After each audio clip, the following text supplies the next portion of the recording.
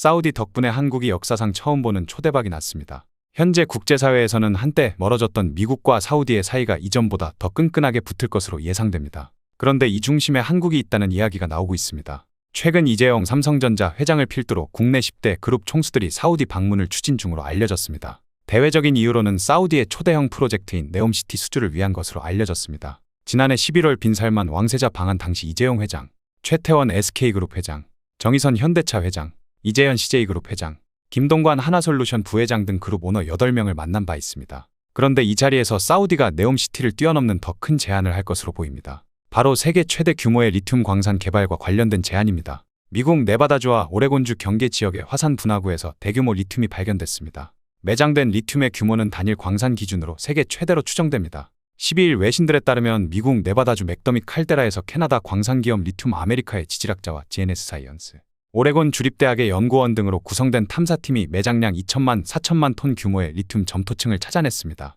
제너럴 모터스 GM 등이 참여해 개발 중인 북미 최대 리튬 프로젝트인 테커패스 광산과 가까운 곳입니다. 최대 4천만 톤의 매장량은 단일 매장지 기준으로 세계 최대로 알려진 볼리비아 여모의 매장량 약 2,300만 톤을 훌쩍 뛰어넘는 수준입니다.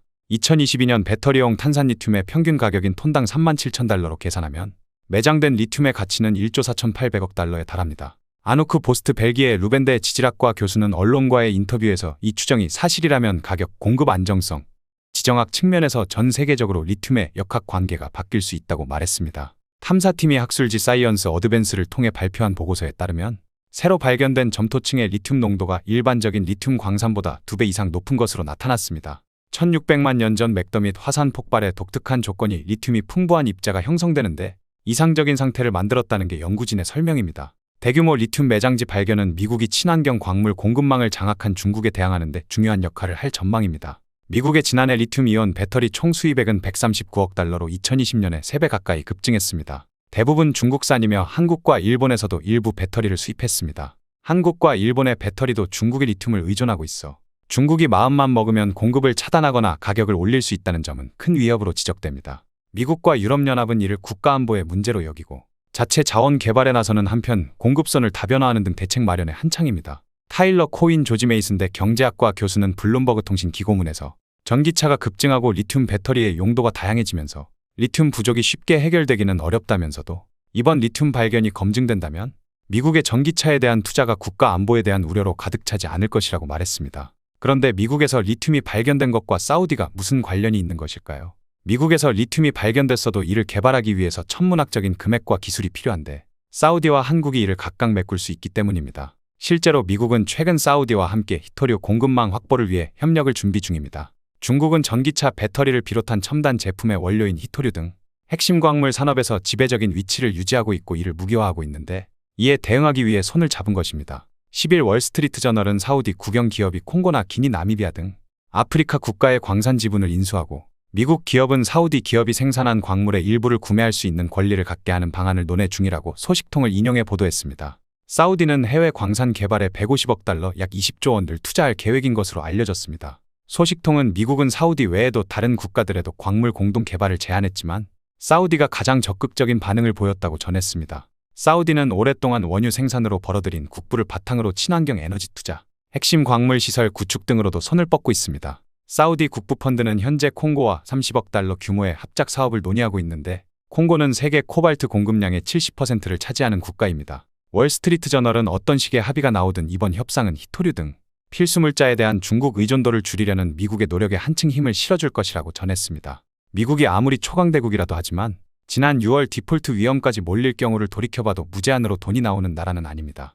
반면 중동 국가들은 우크라이나 전쟁 이후 폭등하는 에너지 비용으로 엄청난 돈을 쓸어 담고 있지만 마땅히 투자할 곳을 찾기 어려웠습니다. 이런 상황에서 미국과 사우디의 이해관계가 맞아떨어진 것입니다. 현재 중국은 아프리카, 남미 등 진출할 수 있는 거의 모든 핵심 광물 시장에 진출해 리튬, 코발트, 니켈 등 배터리 핵심 광물의 채굴부터 재련 가공 전 분야 공급망을 틀어주고 있습니다. 아프리카 콩고에 있는 코발트 광산도 대부분 중국 정부나 중국 기업 소유입니다. 망간 재련 산업에서 중국의 점유율은 95%에 달하고 코발트 73%, 흑연 70%, 리튬 67%, 니켈 63% 등으로 핵심 자원 역시 중국이 시장을 지배하고 있습니다. 미국은 핵심 광물 확보에 필수적인 광물 처리 기술에서도 중국에 크게 뒤처져 있습니다. 공급망 구축을 위해 정제소를 건설하고 숙련된 기술자를 양성하는 데만 2에서 5년 혹은 그 이상이 걸릴 것으로 추산됩니다. 여기에 신규 광산을 개발, 채굴에 착수하기까지는 최소 20년이 걸리는 것으로 전해집니다. 미국 정부는 반도체, 전기차 배터리, 전투기 미사일 등 군사장비와 신재생 에너지 원료로 쓰이는 핵심 원료인 히토류의 생산 가공 전 과정의 국산화를 통해 수출 제한을 위협하는 중국으로부터 독립하겠다는 계획입니다. 이 일환으로 민간 기업 차원에서도 직접 아프리카 국가에 진출, 광물 국산화에 나섰지만 현지 정부의 부패 등 각종 이유로 진전을 이루지 못했습니다. 결국 미국은 사우디에게 화해의 손길을 내밀었는데 그럼 사우디가 원하는 것을 줘야만 합니다. 그리고 이 부분에서 한국이 핵심 키를 쥐고 있습니다. 사우디는 전투기 구매에 큰 관심을 드러내고 있습니다. 최근에는 미국의 F-35 판매를 요청했지만 미국 정부는 예멘 내전을 이유로 공격형 무기 공급을 차단했습니다. 결국 사우디는 중국의 5세대 전투기 도입에 나섰는데 중국의 선양항공기그룹이 개발한 FC-31 다목적 전투기 인수를 놓고 중국 정부와 예비 협상을 진행 중인 것으로 알려졌습니다. 해외 군사매체 밀프레스는 지난 8월 1일 러시아의 군사매체를 인용해 사우디가 중국으로부터 FC-31의 도입을 위한 예비 협상에 진행 중이라고 밝혔습니다. 특히 중국 정부는 사우디와의 협상 과정에서 FC-31에 대한 기술 이전까지 고려 중인 것으로 알려졌습니다. J-31로도 알려진 선양항공기그룹의 FC-31은 쌍발 엔진을 사용하는 다목적 5세대 전투기입니다. 5세대 스텔스기답게 무장창이 내부로 들어와 있으며